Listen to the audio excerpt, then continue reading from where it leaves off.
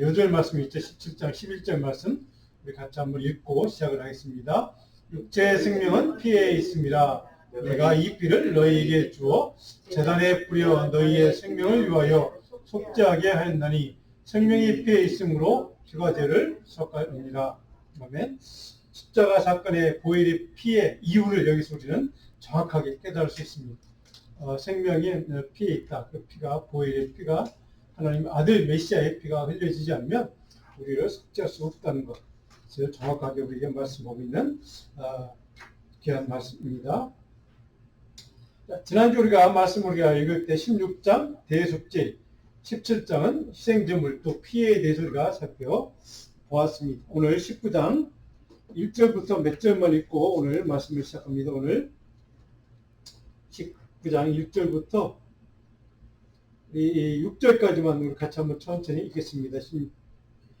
19장 1절 여호와께서 모세에게 말씀하여 이르시되 너는 이스라엘 자손의 온 회중에게 말하여 이르라 너희는 거룩하라 이는 나 여호와 너희 하나님이 거룩함이니라 너희 각 사람은 부모를 경외하고 나의 안식일을 지키라 나는 너희의 하나님 여호와이니라 너희는 헛된 것들로 향하지 말며 너희를 위하여 신상들을 구워 만들지 말라 나는 너희의 하나님 여호와이니라 너희는 화목제물을 여호와께 드릴 때에 기쁘게 받으시도록 드리고 그 제물은 이른 날과 이튿날에 먹고 셋째 날까지 남았거든 불을 사르라.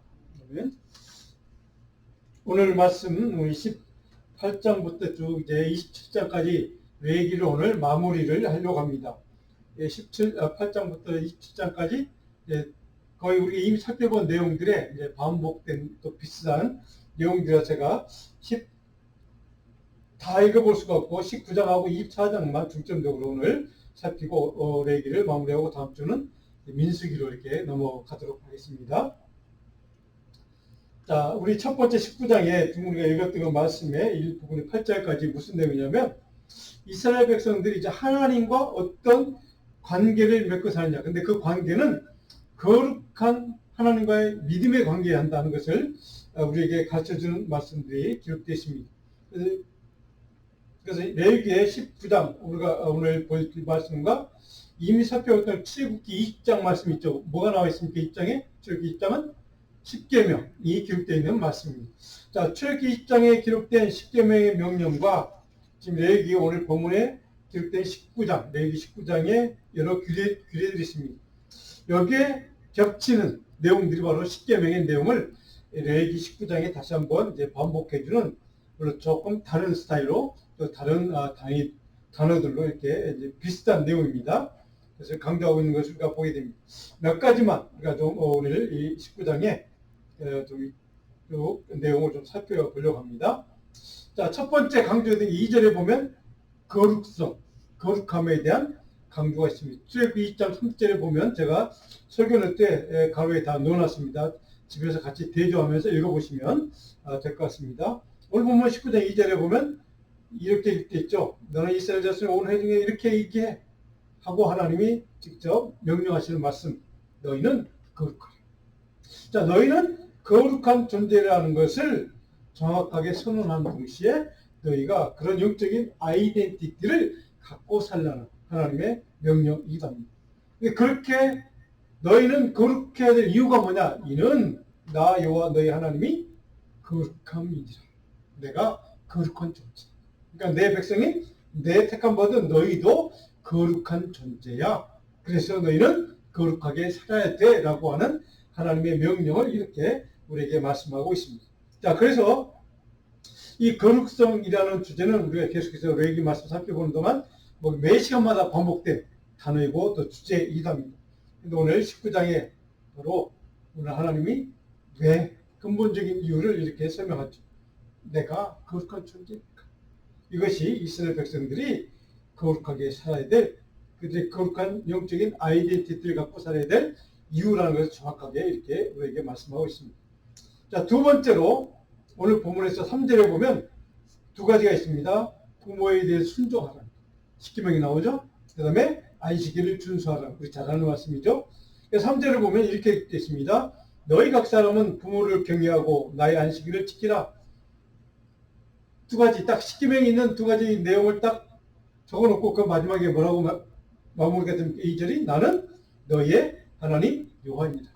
자, 여기에 보면 19절 계속해서 이 말이 반복됩니다. 꼭 뭐 하나 해놓고 나는 너희 하나님 여호와, 이것이 계속 반복됩니다. 무슨 얘기입니까?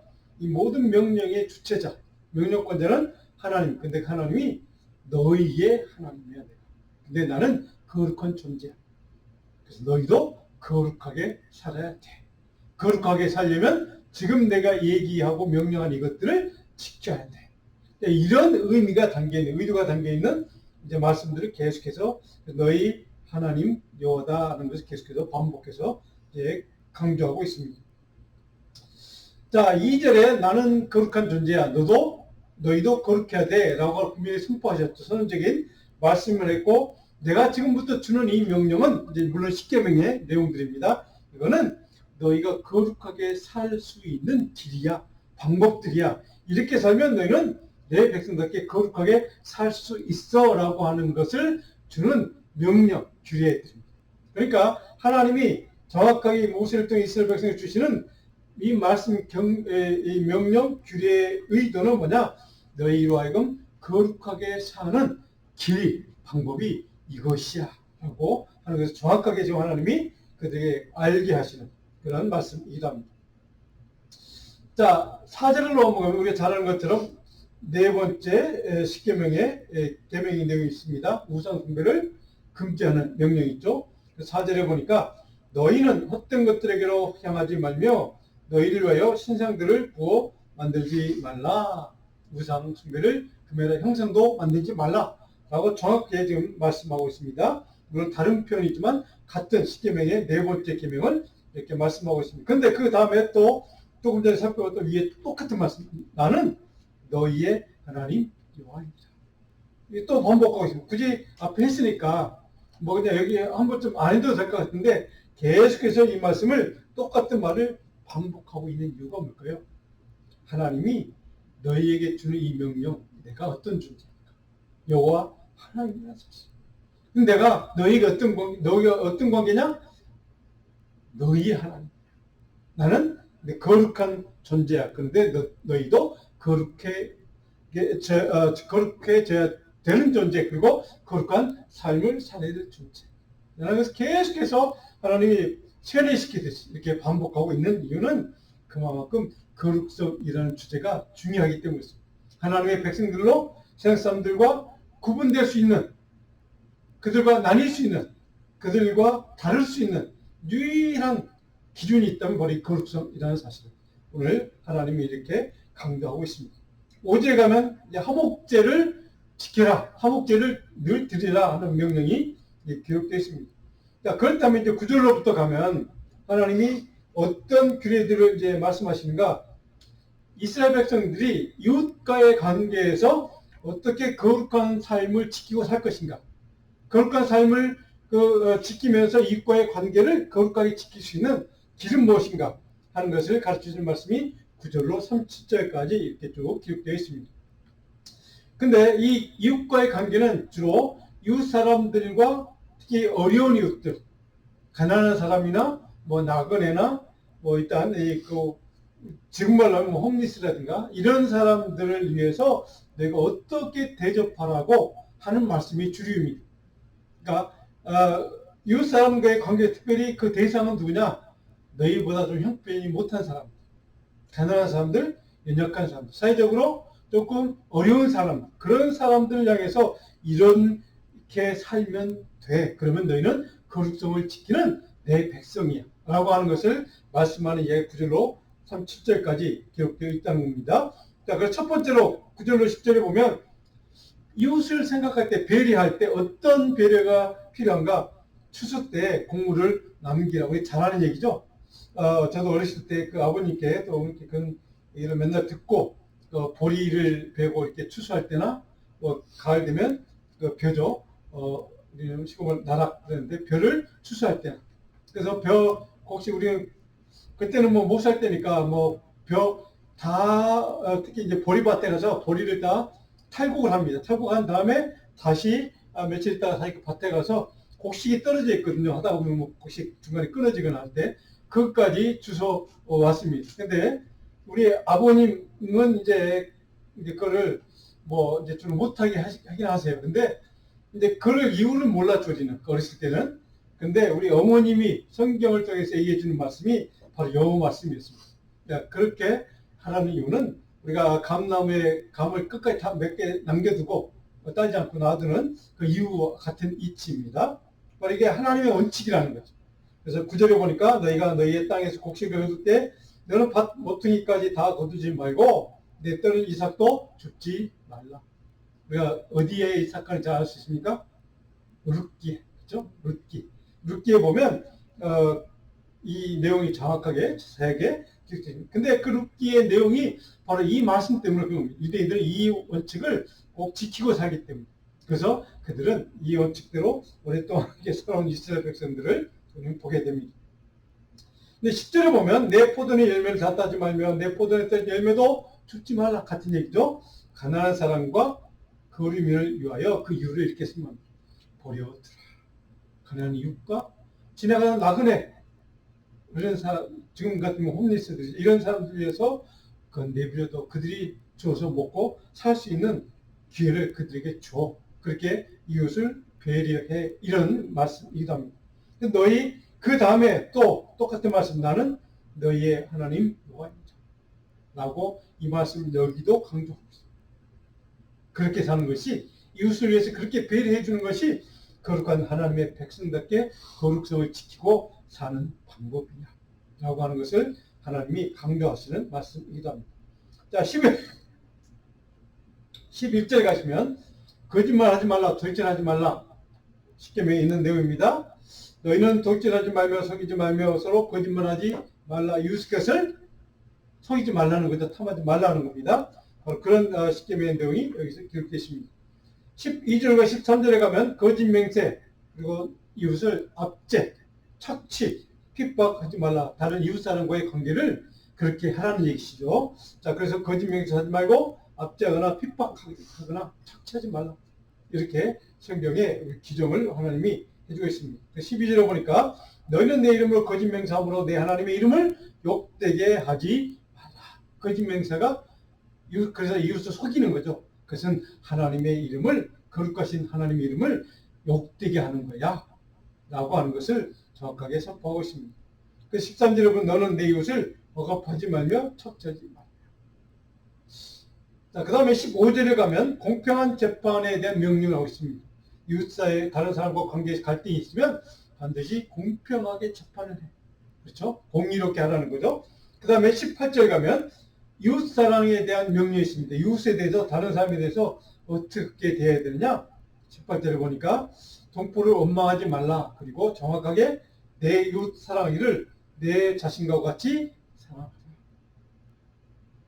마태복음에 있는 예수님이 십계명 율법을 요약하는 그 말씀 가운데 한 축 아닙니까? 하나님을 내 몸처럼 사랑하고 내 이웃 사람도 이렇게 내 몸처럼 너 자신 사랑하듯이 똑같이 사랑해. 바로 이 말씀이 이미 벌써 레위기에 이미 규정되어 있습니다. 그런 의미에서 바로 이 레위기에 지금 읽고 있는 우리 19장에 있는 말씀은 십계명과 같은 동일한 내용들을 이렇게 반복하고 있다 하는 것을 보면 좀 좋겠습니다. 자, 그 다음에 19절로 넘어가면 이제 짐승이나 식물을 같은 종을 혼합하지 말라라는 명이 있습니다. 같은 종은 섞지 말라는 거죠.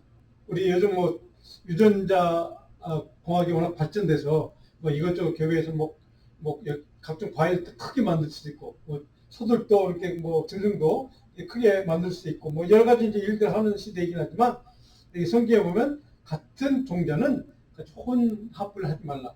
여기 이제 사람도 이제 조금 이제 뭐 해당이 되기도 합니다. 어쨌든 20절에 가면 음행을 금지하는 우리가 뭐 이거는 뭐 잘 아는 말씀이기도 해요. 그 다음에 23절로 25절에 가면 조금 우리가 쉽게 접해보지 않은 명령이 있습니다. 그러니까 성장할 때까지 어떤 나무가 심었잖아요. 그럼 나무가 성장하고 자라서 열매를 맺을 때 4년차까지 나는 열매는 그 과일은 먹지 말라는 거예요. 그리고 5년차 열매는 그때부터 먹으라는 거예요. 그러니까 3년 사람짝까지 먹지 말라는 이유는 그게 이방 땅, 가나안 땅에 들어가서 심은 과일나무가 열매를 4년 동안은 그 이방 땅, 가나안 땅에서 난 과일이기 때문에 4년 동안은 그게 아마 이제 그 오염됐다는 겁니다. 하나님 입장에서. 그래서 그 4년 동안은 먹지 말고 5년째 나오는 과일부터는 먹으라. 이렇게 명령하는 말씀이기도 합니다. 자, 그 다음에 26절, 28절에 가면 이방인 풍속, 물론 여기 이방인은 가나안 원주민입니다. 가나안 땅에 이제 약속의 땅에 들어가서 이제 이렇게 지키라는 명령을 드리기 때문에 가나안 땅에 들어가면 이방인의 풍속은 철저하게 배제하는, 왜냐하면 그 사람들은 우상을 숭배하고 살았던 사람이기 때문에 그들의 풍속은 바로 우상을 숭배한 문화에서 나온 풍속이다. 그러니까 지금으로 하면 문화, 요즘 말로 하면 그 문화이기 때문에 그 철저히 배척하는, 섞이지 말라는 거죠. 그걸 용납하면 안 된다는 겁니다. 그래서 그것을 배척하라 이렇게 명령하고 있습니다. 그 다음에 29절에 가면 이제 너희 딸들에게, 이스라엘 백성들, 하나님의 백성들의 그 자녀들인 딸들에게 이제 뭐 기생, 요즘 말로 하면 그거를, 그런 생활을 금지시키는, 못하게 하는 겁니다. 그래서 29절에 보면 그런 내용들이 쭉 있고요. 자, 그 다음에 3절에 가면 이제 중요한 명령이 하나 나옵니다. 하나님을 예비하는 제사하는 장소인 성소가 있습니다. 성소를 중하게 여기라, 소중하게 성소에 대해서 그렇게 생각하라, 대하라, 이렇게 명령하고 있습니다. 자, 그래서 30절에 보면 이렇게 되십니다. 내 안식일을 지키고 그 다음에 내 성소를 귀히 여기라. 그리고 나는 여호와이니라가 또 나옵니다. 그렇죠? 성소를 귀하게 소중하게 여기라 이렇게 명령하고 있습니다. 그 다음에 31절에 가면 신접한 사람들 있죠. 박순무당 이런 사람들, 그러니까 뭐 우상 숭배자 얘기죠. 우리 샤머니즘, 우리 한국 말로 하면 샤머니즘 그런 무당들, 그것을 금지하라는 명령이 있고요. 32절에 보면 물론 이것도 이제 노인을 공경하라 말씀입니다. 노인을 공경해라. 32절에 보니까 너는 셋머리 앞에서 일어서고 노인의 얼굴을 공경해. 셋머리, 이건 흰머리입니다. 머리가 셋다 이런 말이죠. 그래서 노인의 얼굴을 공경하라. 노인 나타나면 다 일어서서 공경을 표하라. 뭐 이런 얘기입니다. 물론 이건 동양 문화에서는 쉽게 이제 이해할 수 있는 문화이기도 합니다. 물론 서양은 조금 이제 우리보다는 좀 그런 문화가 좀 약하긴 하지만 어쨌든 노인의 얼굴을 공경하며 그리고 내 하나님 여호와를 경외하라. 나는 여호와이니라. 또 나와 있죠. 나는 하나님이다 하는 것으로 마지막 이 구절을 맺고 있습니다. 자, 33절, 34절로 넘어가면 타국 사람들, 이방인들을 어떻게 대할 것이냐. 같은 유대인이 아닌 사람들입니다. 그것을 사랑하라고. 이방인이지만, 유대인이지만 사랑하라고 이렇게 명령합니다. 그래서 33절 보면 너희는 그를 학대하지 말고, 원주민, 거주민, 이방인들입니다. 너희와 함께 있는 거류민을 자기같이 사랑하라. 너희도 애굽 땅에서 거류민이 되었었느니라. 나는 너희의 하나님이요. 자, 그런데 지금 이 33절, 34절 이 명령은 이스라엘 백성들에게 오랫동안 지켜지기도 했지만 오랜 역사, 이스라엘 역사를 보면 또 가장 지키지 못한 명령이기도 합니다. 그래서 가나안 원주민들을, 주변에 있는 국가들을 침략하고 공격하고 또 죽이고, 지금도 하마스 팔레스타인 지역, 물론 강력파들 소수 사람들이 하지만 그 사람들 지금 전쟁하고 있지 않습니까? 첫째, 얼마 전에 이스라엘에서 나온 네탄야후 그 사람이, 그 총리가 발표한 것 중에 이번에 그 사람들 싹을 잘라버리겠다 이렇게 표현할 정도로 이렇게 지금 적대감이 오랜 역사가 있지만 그런 마음으로 지금 이렇게 그 사람들과 좀 전쟁하고 있는 것을 보게 됩니다. 근데 이미 하나님께서는 이방인, 타국인 그 사람도 자기같이 사랑하라고 하나님이 이미 명령을 하셨습니다. 이스라엘 백성들이 이것을 지금 지키지 않는 것이죠. 이것이 이스라엘 백성들의, 이스라엘 백성이라기보다 지금 유대인들, 그들의 이제 큰 영적인 문제이기도 합니다.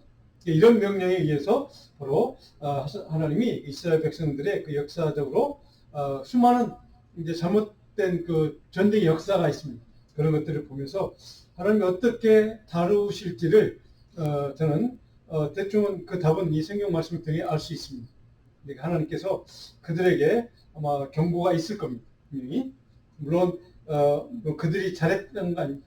이스라엘 백성들 전쟁할 이유가 분명히 있죠. 그 사람도 분명히 잘못한 게 많이 있기도 하지만 어쨌든 하나님의 말씀이 이렇게 기록되어 있다는 것을 우리는 성경을 통해 우리는 알게 됩니다.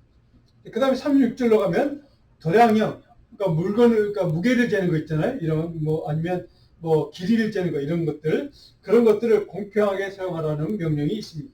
물론 우리 한국에도 시장에서 그 무게를 많이 속여서 물건을 파 고깃집이나 뭐 이런 거 있지 않습니까? 근데 마찬가지였던 것 같아요. 이스라엘 당시 사회에서도 그런 것들 때문에 아마 문제가 많이 있었던 것 같아요. 그래서 하나님이 공평한 절과 공평한 추와 공평한 에바와 공평한 흰을 사용하라. 나는 너희 인도하여 애굽 땅에서 나오게 한 너희의 하나님 여호와니라. 여기서 공평을 얘기하면서 왜 하나님이 애굽 땅에서 나오게 한 이 말을 덧붙였을까? 너희 하나님 이 말 앞에 애굽 땅에서 나오게 한 6월절 사건을 통해서 광야의 40년을 통해서 너희를 지금 해방시켜 준 그 거룩한 자가 나야. 그래서 너희는 거룩한 백성이다.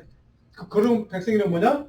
이웃과의 관계에서 공평한 저울, 공평한 추, 공평한 에바, 공평한 흰을 사용해서 이웃에게 정직하라는 뜻이죠. 정직.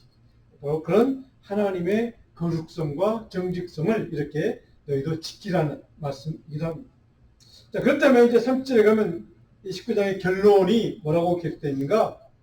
다 이렇게 규례를 10계명에 관련된 명령을 다 하신 다음에 너희는 내 모든 규례와 내 모든 법도를 지켜 행하라. 자, 행하라. 이것이 하나님의 29장의 최종 결론입니다. 그리고 그 마지막에 또 뭐가 붙어 있습니까? 나는 여호와다. 다시 한번 강조하고 있습니다.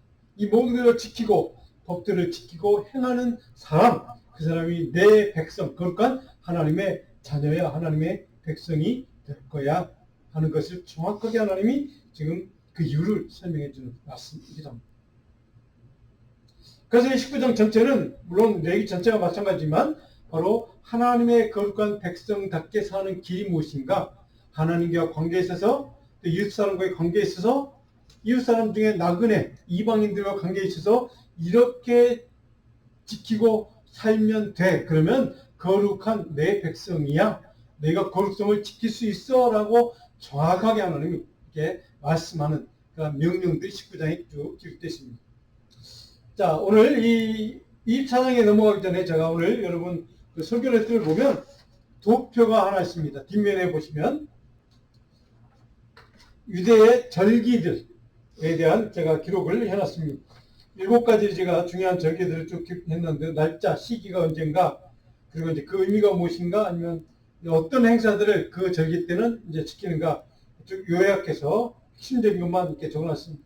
6월절, 무교절, 초신절, 오순절, 나팔절, 그 다음에 우리가 지난주에 봤던 속죄일, 그 다음에 초막절, 이런 절기들이 중요한 절기들인데 이것들을 그래서 지키고 또 어떤 의미에서 지키는가, 또 언제쯤 지키는가 하는 여러분들이 아마 좀 상식적으로 알아두시면 좋겠다 싶어 제가 이 도표를 제가 거기 적어 드렸습니다.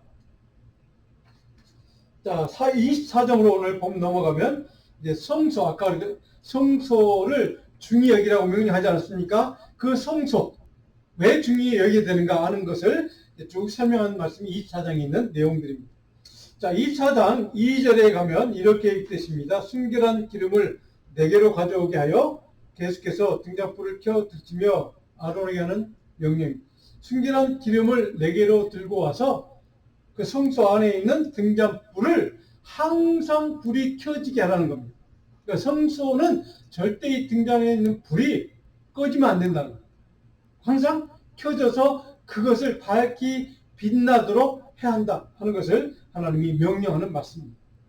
그래서 3절에 24장 3절에 보면 그래서 아론은 해마간 증거궤 회장 밖에서 저녁부터 아침까지 여호와 앞에 항상 등잔 불을 정리할지니, 등잔 불도 정리하고 4절에 가면 등잔들, 그 불이 있는 들이 등잔 이 받침대 이런 거겠죠. 그런 것들을 항상 정리해라, 항상 살펴보라, 항상 점검해라 이런 말씀입니다.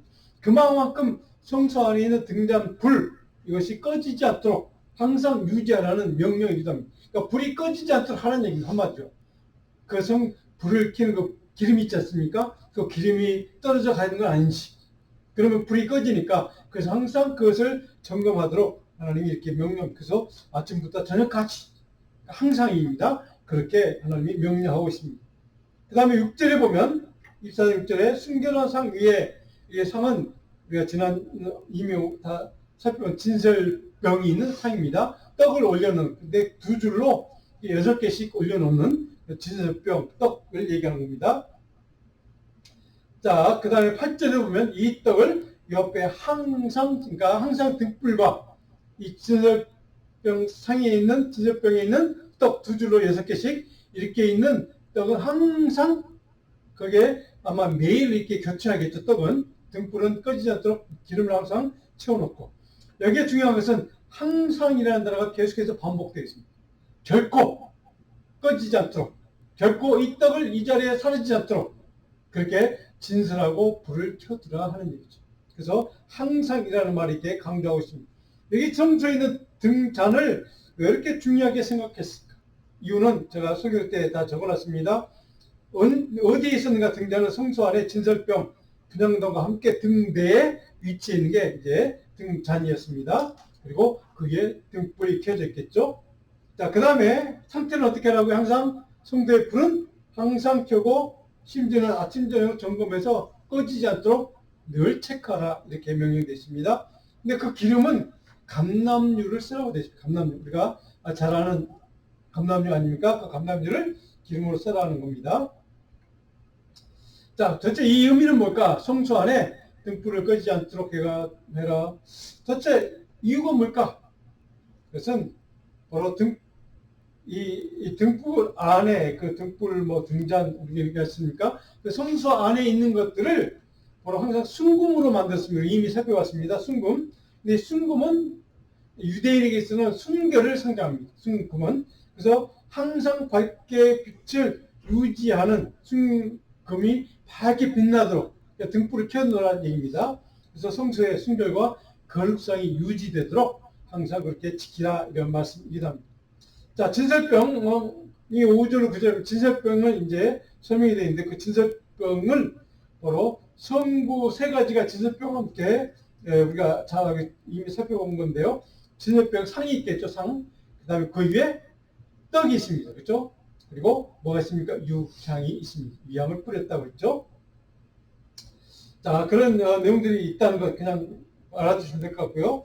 24장 10절, 23절 마지막까지 이제 하나님을 모독하는 죄, 신성 모독죄라고 하죠. 불경죄에 대한 어떻게 처리해라 라고 하는 규례가 기록되어 있는 게 10절로 23절입니다. 24장 15절을 보면 이렇게 기록되어 있습니다. 누구든지 그의 하나님을 저주하면 죄를 담당할 것이요. 그리고 16절에 보면 여호와의 이름을 모독하면 그를 반드시 죽이라, 이렇게 되어 있습니다. 근데 거기에는 거류민이든 본토 이스라엘 백성들이 상관없이 여호와의 이름을 모독하면 그를 죽여라 라고 하는 게 바로 16절에 기록된 내용이기도 합니다. 자, 17절에 보면 사람을 쳐죽인 자도 반드시 죽이라, 이렇게 되십니다. 그러니까 살인한 자는 살인으로 갚아라, 그러니까 죽임, 처형으로 갚아라, 이렇게 됐습니다. 그리고 20절에 우리가 잘 아는 말씀이죠. 상체는 상처로, 눈에는 눈으로, 이에는 이로 갚을지니라. 이에는 이로. 우리가 이걸 옛날에 중고등학교 다닐 때 배웠던 용어가 있죠. 제가 밑에 아마 적어놨는데 탈리오 법칙이라고 있어요. 탈리오 법칙.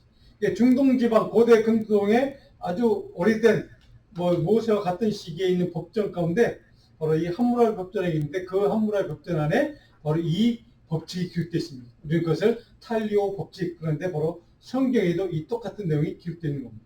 자, 이런 것을 우리가 상식적으로 좀 알면 좋겠고요. 근데 구약시대는 분명히 상처는 상처로, 받은 대로 갚아주라, 이렇게 명령되어 있죠. 자, 그거 보면 22절에 보면 거류민에게든 본토에게든 똑같이 대하라, 이렇게 되어 있는데, 그 이유를 설명하면서 마지막 22절 마지막에 나는 너희의 하나님 여호와라는 말이 또 반복되어 있습니다.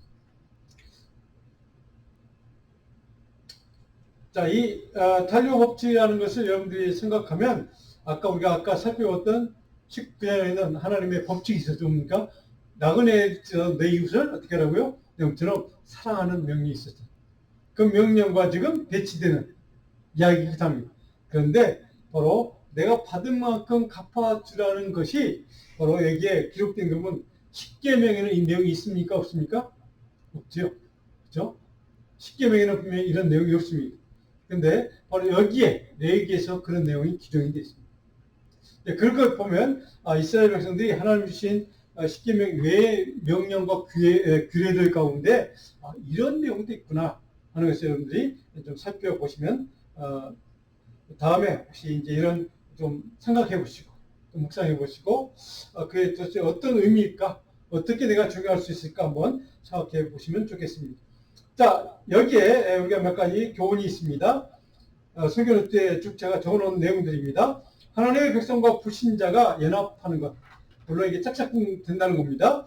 자체가 영적인 타락의 원인이 된다는 사실.